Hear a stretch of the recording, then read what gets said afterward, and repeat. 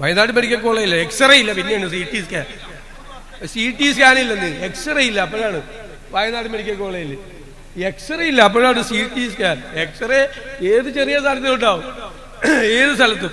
അപ്പോൾ CT scan ഒക്കെ UDF സർക്കാർ വരുമ്പോൾ വരും.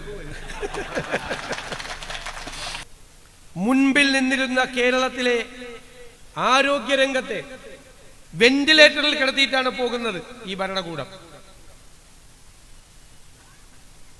ഞാൻ പറഞ്ഞു, പല സ്ഥലത്തും താലൂക്ക് ആശുപത്രിയിലും ജില്ലാ ആശുപത്രിയിലും ചെയ്യുന്ന രോഗികളെ റെഫർ ചെയ്യുന്നത് മെഡിക്കൽ കോളേജിലേക്കാണ്.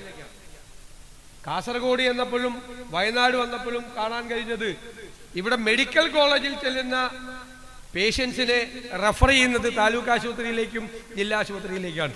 റിവേഴ്സ് റെഫറൻസ് ആണ് ഇവിടെ നടക്കുന്നത്. അതാണ് സ്ഥിതി, മെഡിക്കൽ കോളേജുകളുടെ സ്ഥിതി. ആരോഗ്യരംഗം തകർന്ന് ഓരോ ദിവസവും വരുന്ന വാർത്തകൾ നിങ്ങൾക്ക് കാണാൻ കഴിയും.